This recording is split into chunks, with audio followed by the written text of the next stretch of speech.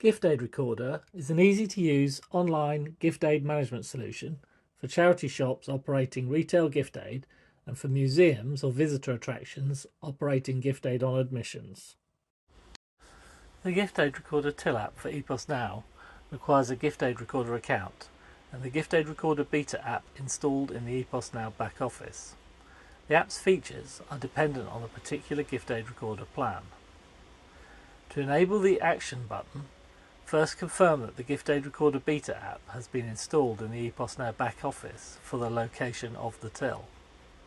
Log into the till where you want to enable the Gift Aid Recorder Action button. Click on the 3-bar menu button and expand the app's sub-menu.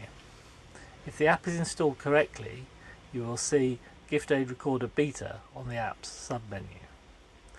To enable the Action button for Gift Aid Recorder, select Settings from the menu and select the Additional tab.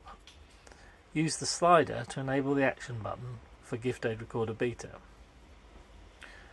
When screen space is limited, it is a good idea to enable the Show 2 rows of action buttons feature. Select the Appearance tab and use the slider to enable the option.